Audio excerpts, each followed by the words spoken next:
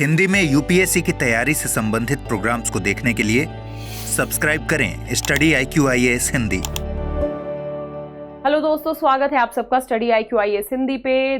ध्यान रखिएगा, रशिया विश्व भर में अपने भू राजनीतिक प्रभाव को बढ़ावा देने का प्रयास कर रहा है। ये प्रत्यक्ष तौर पे भी दिख रहा है और कहीं ना कहीं ब्रिटेन की हालिया रिपोर्ट में इस बात को तथ्यों के साथ पुष्ट करने का प्रयास किया गया है। हम बात करेंगे आज की इस परिचर्चा में इसी रिपोर्ट के बेस पे रशिया का जो विस्तार हो रहा है, भू राजनीतिक जो प्रभाव सुस्थापित हो रहा है, उस पे ही आज की हमारी पूरी परिचर्चा होगी। ध्यान रखिएगा दोस्तों, ब्रिटेन की रॉयल यूनाइटेड सर्विसेज इंस्टीट्यूट है और इस इंस्टीट्यूट ने हाल ही में एक रिपोर्ट में ये बताने का प्रयास किया है कि किस तरीके से रशिया अपनी भू राजनीतिक पहुंच को विश्व भर में प्रसारित करने का प्रयास कर रहा है। यहां पे उन्होंने कुछ एग्जाम्पल्स के माध्यम से ये सुस्पष्ट करने का प्रयास किया कि जिस तरीके से रशिया यूरोप में गुप्त अभियान चला रहा है, अफ्रीका में एक तरीके से जो भाड़े के सैनिकों की तैनाती करने का प्रयास कर रहा है, यानी अफ्रीका को कहीं ना कहीं अस्थिर करने का प्रयास कर रहा है ताकि पश्चिमी देशों का जो शिफ्ट है रशिया यूक्रेन वार से हटके अफ्रीका के ऊपर आ जाए। ध्यान रखिएगा, तो ये बड़े खेल खेले जा रहे हैं रशिया के द्वारा, ऐसा आरोप लगाया गया है इस रिपोर्ट में। इसके साथ ही कहा गया है मध्य एशिया और यूरोप में जो मुस्लिम समुदाय हैं उन तक भी रशिया अपने संबंधों को विस्तारित करने का प्रयास कर रहा है। एक तरफ पिछले 2 सालों से यूक्रेन और रशिया का युद्ध जोरों पे है, अभी शांत नहीं हुआ है, अभी भी युद्ध चल रहा है। ऐसे में रशिया सक्रिय तौर पे विश्व भर में अपनी भू राजनीतिक पहुंच को प्रसारित करने के लिए कूटनीतिक प्रयासों के जोर पे है। यहाँ पे 2 बातें ध्यान रखने की है दोस्तों। जहां हम बात करें कि प्रतिस्पर्धा बड़े स्तर पे चाइना और अमेरिका के बीच में भी देखी जा रही है, लेकिन ये प्रतिस्पर्धा हमें आर्थिक प्रतिस्पर्धा प्रथम दृष्टया ज्यादा नजर आती है। वहीं इसी प्रतिस्पर्धा के बीच में रशिया कहीं ना कहीं विश्व भर में भू राजनीतिक तौर पे अपनी पहुंच बढ़ाने के लिए प्रयासरत है, निरंतर प्रयासरत है। वो कहीं ना कहीं प्रत्यक्ष हस्तक्षेप के माध्यम से या कई जगह अपरंपरागत ग्रे जोन के माध्यम से भी इन देशों में अपना प्रभाव स्थापित करने का प्रयास कर रहा है। ध्यान रखिएगा, ग्रे जोन युद्ध पे भी जो रशिया है उसकी पॉलिसी आधारित है। ग्रे जोन युद्ध का मतलब ही है कि क्षेत्रों को अस्थिर कर देना, अप्रत्यक्ष तौर पे गुप्त तरीकों से एक तरीके से अस्थिर करने की प्रक्रियाओं की एक पूरी सीरीज चलाना। तो ये रशिया यहाँ पे काम कर रहा है, इसे एग्जाम्पल के माध्यम से समझेंगे। पहला एग्जाम्पल मैंने दिया आप लोगों को अफ्रीका कि किस तरीके से रशिया अफ्रीका को अस्थिर कर रहा है ताकि पश्चिमी फोकस को शिफ्ट किया जा सके यूक्रेन से अफ्रीका में। इसके साथ ही यदि हम और एग्जाम्पल लें तो यहाँ पे चाहे अफ्रीका हो, यूरोप हो, लैटिन अमेरिका हो, इसके साथ ही जो मध्य पूर्व एशिया है, यहाँ पे भी रशिया की जो नई नई एक तरीके से नीतियां हैं वो हमें स्पष्ट तौर पे देखने को मिल रही हैं। सबसे पहले यदि हम बात करें लैटिन अमेरिका की, तो दोस्तों हमें ध्यान होना चाहिए कि सेकेंड वर्ल्ड वॉर के बाद से ही रशिया के बेहतर संबंध रहे हैं लैटिन अमेरिकी देशों के साथ, और वर्तमान में भी काफी सारे देशों के साथ रशिया अपने संबंधों को नए एक तरीके से नई ऊंचाइयों पे लेके जा रहा है, जिसमें एक बड़ा एग्जाम्पल है वेनेजुएला के साथ रशिया अरबों डॉलर के जो रक्षा निर्यात है वो करता है सस्ते ऋण दरों पे, ताकि इन देशों में अपने प्रभाव को सुस्थापित किया जा सके। कहीं ना कहीं कुछ थिंक टैंक कहते हैं कि ये एक चुनौती है अमेरिका के लिए, ठीक है, और रशिया कहीं ना कहीं चुनौती देने का भी प्रयास कर रहा है इन प्रत्यक्ष या अप्रत्यक्ष इन्वॉल्वमेंट के माध्यम से, ठीक है। इसके साथ यदि हम बात करें तो किस किस आधार पे रशिया ऐसा कर रहा है, तो भाई हथियारों की बिक्री कर रहा है, गुप्त अभियान चला रहा है, जो निजी सैन्य ठेकेदार हैं, जो निजी सैन्य ग्रुप्स हैं, उनका उपयोग कर रहा है अपने हितों के लिए। अलग अलग देशों में राजनीतिक हस्तक्षेप के आरोप भी रशिया के ऊपर लग चुके हैं। जैसे 2016 के अमेरिकी इलेक्शन में विश्व की सबसे बड़ी महाशक्ति के राष्ट्रपति के इलेक्शन में रशिया के ऊपर आरोप लगे हस्तक्षेप के। इसके साथ ही यदि मैं हस्तक्षेप की बात करूं तो 2014 में क्रीमिया और यूक्रेन पर सीधा आक्रमण किया था रशिया ने। यदि हम 2016 की बात करें तो मोंटेनिग्रो में असफल तख्तापलट का प्रयास किया था ताकि नाटो के प्रभाव को मोंटेनिग्रो से एक तरीके से कम किया जा सके।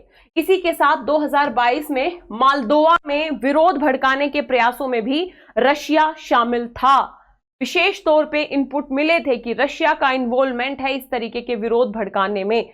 तो हम कह सकते हैं कि चाहे हथियारों की बिक्री हो, निजी सैन्य जो गुट हैं उनका प्रयोग करना हो, राजनीतिक हस्तक्षेप हो, सोशल मीडिया और दुष्प्रचार अभियान और सैन्य बल के माध्यम से जो रशिया है वो वैश्विक और क्षेत्रीय नीति को प्रभावित करने का लगातार प्रयास कर रहा है। यदि हम अलग एंगल की बात करें तो मैं आपको बता चुकी हूं कि भले ही क्रीमिया और यूक्रेन आक्रमण, अब तो कंप्लीटली युद्ध ही चल रहा है यूक्रेन और रशिया के बीच में। इसके साथ ही राष्ट्रपति चुनाव में हस्तक्षेप के जो आरोप लगते हैं रशिया के ऊपर, वो भी अपने आप में कहीं ना कहीं चिंताजनक थे और रशिया की पॉलिसी इंगित करते थे। साथ ही विदेशों में शासन विरोधियों को जहर देने के आरोप लगे हैं। सीरियाई शासक जो असद हैं उनका एक तरीके से अंधा समर्थन रशिया के द्वारा लगातार किया जा रहा है, क्योंकि रशिया ने स्पष्ट तौर पे कहा है कि वो नहीं चाहते कि असद सत्ता से हटे। तो इस तरीके से पूरे के पूरे भू राजनीति को देखोगे आप, रशिया की पॉलिसी एकदम क्लियर कट है। वो बड़े स्तर पे इन देशों का समर्थन कर रहा है। यहां पे चूंकि सीरिया की बात आई है, इसलिए यदि हम ईरान की भी बात करें, क्योंकि ईरान का मुद्दा वर्तमान में वैसे भी चर्चा में है। ईरान ने अभी हाल ही में इजराइल पर बड़े स्तर पे आक्रमण किए हैं, लगभग 200 मिसाइलें दागी हैं। हालांकि उससे पहले इजराइल ने भी ईरान के एक तरीके से जो काउंसलेट होता है उसके ऊपर आक्रमण किया। लेकिन अप्रत्यक्ष तौर पे यह आरोप लग रहे हैं कि ईरान को आक्रमण के भड़काने के पीछे भी रशिया का हाथ हो सकता है। हालांकि रशिया ने ऑफिशियली ये कहा है कि दोनों देशों को संयम बरतने की जरूरत है। ये जो युद्ध है ये बड़े स्तर पे ना भड़के, इसके लिए दोनों देशों को शांति बहाली के प्रयास करने की जरूरत है। ऑफिशियल स्टेटमेंट ये है, लेकिन रशिया पे इस तरीके के आक्रमण भड़काने के आरोप लगते रहे हैं। उससे पीछे का आधार यह है कि रशिया लगातार ईरान को समर्थन करता रहा है पिछले काफी वर्षों से। इनफैक्ट एक बार रशिया के किसी प्रतिनिधि ने ऑफिशियल स्टेटमेंट भी दिया था 2017-18 के आसपास कि यदि ईरान इजराइल पे आक्रमण करता है तो रशिया ईरान के साथ खड़ा रहेगा। तो इन्हीं स्टेटमेंट्स और बाकी आधारों के आधार पे रशिया के ऊपर यह आरोप लगा है कि ईरान को भड़काने के पीछे भी रशिया का हाथ हो सकता है। ठीक है, ताकि शिफ्ट चेंज हो जाए, यूक्रेन रशिया वॉर से जो पश्चिमी देश हैं उनका शिफ्ट चेंज हो जाए। कहां पे? इजराइल और इस पूरे के पूरे रीजन में। इसके साथ ही दोस्तों मैं आपको ये मोंटेनिग्रो और मालदोवा की घटना भी बता चुकी हूं। यहां पे इस रिपोर्ट में ये दावा किया जा रहा है बड़े स्तर पे जो रशिया है वो अपने अपरंपरागत युद्ध क्षमताओं में जो है रशिया सुधार कर रहा है। यूरोप में बड़े स्तर पे एक समर्थक नेटवर्क बनाने के लिए रूसी माफिया, विदेशी छात्रों का जो एक तरीके से लाभ उठाया जा रहा है रशिया के द्वारा। साथ ही जब रूस अपनी सीमाओं से परे विशेषकर बाल्कन में संकट पैदा करने का भी रशिया के ऊपर आरोप लगा है, ताकि बाल्कन क्षेत्र में पश्चिमी प्रभाव को कम किया जाने का प्रयास किया जा सके। बाल्कन में प्रभाव की यदि हम बात करें दोस्तों, ये बाल्कन रीजन है जिसमें बुल्गारिया, रोमानिया, ये सारी की सारी कंट्रीज आती हैं। इन कंट्रीज में अपना प्रभाव सुस्थापित करने के लिए भी रशिया लगातार प्रयास कर रहा है। यहां पे मैं आपको बता दूं कि बाल्कन लंबे समय से रशिया और पश्चिम के बीच तनाव का एक स्रोत बन के उभरता रहा है।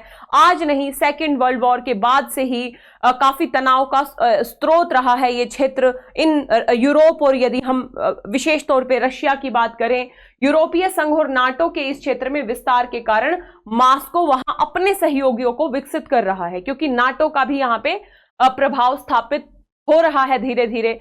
हालांकि 2022 में जब रशिया ने यूक्रेन पे आक्रमण किया तो ये बाल्कन कंट्रीज, जो बाल्कन देश हैं, ये रशिया से पीछे हटने लगे। लेकिन दूसरी तरफ नाटो में जो विस्तार की दर है वो काफी कम है ना। तो हालांकि ये देश चाहते हैं नाटो की तरफ इनका झुकाव धीरे धीरे बढ़ रहा है। तो इन देशों में जो सत्ता के विरोधी लोग हैं उनको तैयार करने का रशिया प्रयास कर रहा है, ताकि इस रीजन में अस्थिरता स्थापित हो सके और रशिया को उसका लाभ मिल सके और ये देश नाटो में ना जाए। इस तरीके के प्रयासों का जिक्र इस रिपोर्ट में किया गया है। इसके साथ ही यदि हम बात अफ्रीका की करें तो दोस्तों, जब यूएसएसआर का विघटन हुआ उसके बाद रशिया और अफ्रीका के संबंध कुछ खासे नहीं रहे हैं, लेकिन वर्तमान में जो रशिया है वो बड़े स्तर पे अफ्रीका के साथ अपने संबंधों को सुदृढ़ करने पे जोर दे रहा है ना, इन्वेस्टमेंट बढ़ा रहा है। साथ ही रशिया के ऊपर ये आरोप लगे हैं कि अफ्रीका की अस्थिरता, अफ्रीका को अस्थिर करने में भी जो रशिया है वो अलग अलग हथकंडों को अपना रहा है। ध्यान रखिएगा, यहां पे क्लियरली इस रिपोर्ट में कहा गया है कि रूस के राज्य प्रायोजित भाड़े के सैनिक, विशेष रूप से जो वैगनर जैसे समूह है वहां पे, तानाशाहों और सरदारों का समर्थन करने, प्रतिद्वंदी गुटों और इस्लामी विद्रोहियों के खिलाफ मॉस्को के हितों को आगे बढ़ाने में सक्रिय सहायता दे रहे हैं। यानी कहीं ना कहीं अफ्रीका में बड़े स्तर पे अस्थिरता फैलाने के आरोप इस रिपोर्ट में रशिया के ऊपर बड़े स्तर पे लगाए गए हैं। अफ्रीका को देख सकते हैं, अफ्रीका के अलग अलग देशों में विशेष तौर पे भारत भी बड़े स्तर पे इन्वेस्टमेंट कर रहा है, चाइना भी कर रहा है और अब रशिया भी प्रयास कर रहा है इन्वेस्टमेंट के साथ साथ अप्रत्यक्ष इन्वॉल्वमेंट करने का। साथ ही दोस्तों, मैं रशिया के ऊपर एक दो बातें और बताना चाहूंगी आप लोगों को। यदि हम बात करें विश्व परिदृश्य की तो ईरान और सऊदी अरब, चूंकि ईरान का जिक्र आया था, ईरान और सऊदी अरब दो एक तरीके से अलग हितों वाले राष्ट्र हैं। ईरान शिया बहुल है, सऊदी अरब सुन्नी बहुल है, लेकिन रशिया उन चुनिंदा देशों में से एक है जिनके इन दोनों देशों के साथ संबंध है। जब अमेरिका ने परमाणु हथियारों के आरोप में ईरान पे सैंक्शन लगाए थे, उस समय भी रशिया ने स्पष्ट तौर पे ईरान का समर्थन किया था और सऊदी अरेबिया के साथ भी अपने संबंधों को बढ़ावा दे रहा है। तो ये भू राजनीतिक एक तरीके से प्रभाव आप देख रहे हैं रशिया का। यदि हम भू राजनीतिक प्रभाव को मैप के माध्यम से समझने का प्रयास करें तो चाहे आप एक तरीके से बाल्कन कंट्रीज होंगी, चाहे आप मिडल ईस्ट कंट्रीज हैं, अफ्रीका है और यहाँ पे जस्ट अमेरिका के नजदीकी देश जो लैटिन अमेरिका देश हैं, यहाँ पे अपना जो भू राजनीतिक प्रभाव है रशिया स्थापित करने का प्रयास कर रहा है। साथ ही वर्तमान में अमेरिका और चाइना एक तरीके से जो प्रतिस्पर्धा है उस बीच में रशिया चाइना के साथ भी अपने संबंधों को सुदृढ़ करने का प्रयास कर रहा है ताकि चाइना के साथ मिलकर यूएसए को काउंटर किया जा सके। तो ये वर्तमान की पूरी पॉलिसी हमें रशिया की नजर आ रही है। लेकिन यहां पे एक बात गौर करने लायक है दोस्तों, चूंकि रशिया वर्तमान में पिछले 2 सालों से यूक्रेन के साथ युद्ध में संलग्न है, तो ऐसे में ये बात तो स्पष्ट है कि रशिया अब संसाधनों के दृष्टिकोण से थोड़ा पीछे पड़ रहा है। तो लेकिन ऐसे में भी रशिया अपने भू राजनीतिक हितों को पहचानता है और पश्चिमी देशों से प्रत्यक्ष प्रतिस्पर्धा न करने की स्थिति में होते हुए भी रशिया अप्रत्यक्ष तरीके से विश्व भर में अपने भू राजनीतिक प्रभावों को सुदृढ़ करने की दिशा में आगे बढ़ रहा है। इस रिपोर्ट में यह दावा बड़े स्तर पे किया गया है और साथ ही कहीं ना कहीं ये एक हिंट है यूरोपियन कंट्रीज और अमेरिका जैसे देशों के लिए कि किस तरीके से उन्हें भी बड़े स्तर पे भू राजनीतिक, हालांकि उन देशों के द्वारा भी अपनी अपनी स्ट्रेटेजी, कूटनीतिक जो प्रयास है वो चलते जा रहे हैं, लेकिन इस तरीके के दावे आने के बाद इन देशों को भी बड़े स्तर पे अपने कूटनीतिक प्रयास तेज करने की आवश्यकता पड़ेगी। ठीक है, तो भू राजनीति होती है वो वर्ल्ड हिस्ट्री में या फिर हम कहें अंतरराष्ट्रीय संबंधों में सबसे महत्वपूर्ण पार्ट होता है ना। और अंतरराष्ट्रीय संबंधों में जो संबंध स्थापित होते हैं वो लंबे राष्ट्रीय हितों के चलते स्थापित होते हैं। ठीक है, ईरान को अपने राष्ट्रीय हित रशिया के साथ जुड़ने में नजर आ रहे हैं तो वो रशिया के साथ जुड़ा है। तो ऐसे में रशिया का ये एंगल मुझे आपको आज की इस वीडियो में समझाना था कि किस तरीके से जो ब्रिटेन की ये रिपोर्ट है रॉयल यूनाइटेड सर्विसेज इंस्टीट्यूट, इसने किस किस तरीके के दावे किए हैं रशिया को लेके। तो दोस्तों आशा करती हूं आपको ये परिचर्चा अच्छी लगी होगी और आपके जो इंटरनेशनल रिलेशंस वाला जो सीरीज है उसमें आपको काफी हेल्पफुल होगी। इसके साथ ही आज हमारी ग्रेट इंडियन फेस्टिवल डे का लास्ट डे है। यदि आप 2025, 26 या 27 में यूपीएससी का अटेम्प्ट देना चाहते हैं, बेहतर तरीके से प्रिपरेशन करना चाहते हैं, तो हमारे P2I फाउंडेशन बैच का हिस्सा बन सकते हैं। ध्यान रखिएगा, आज शाम 6 बजे से इसकी क्लासेस शुरू हैं। शाम 6 बजे, यानी आज 15 अप्रैल से इसकी क्लासेस शुरू हैं और सेल है। तो यदि आप रात 12 बजे से पहले एडमिशन लेते हैं तो आपको ये जो कंप्लीट बैच है मात्र 23,500 में मिल जाएगा। लेकिन उसके लिए आपको LD लाइव कोड का प्रयोग करना होगा। LD लाइव कोड का प्रयोग करने पे आपको ये बैच मात्र 23,500 में मिल जाएगा। तो देर किस बात की, फटाफट जाइए स्टडी IQ की ऐप या वेबसाइट पे। इस वीडियो के डिस्क्रिप्शन बॉक्स में लिंक दिया होगा, उस लिंक पे जाके भी आप एडमिशन ले सकते हैं। साथ ही मेरी क्लासेस से जुड़ने के लिए, PDF के लिए आप मुझे फॉलो करें। मेरे Telegram channel Lalita Dahiya academy, Instagram और फेसबुक पेज भी इसी नाम से है, यहाँ पे भी आप मुझसे जुड़ सकते हैं। ठीक है, तो दोस्तों आशा करती हूँ क्लास अच्छी लगी होगी। यदि क्लास अच्छी लगी हो तो वीडियो को लाइक जरूर करें, शेयर जरूर करें। चैनल पे यदि नए हैं तो सब्सक्राइब करें। Thank you so much. Hindi में UPSC की तैयारी से संबंधित प्रोग्राम्स को देखने के लिए सब्सक्राइब करें स्टडी IQ IAS हिंदी।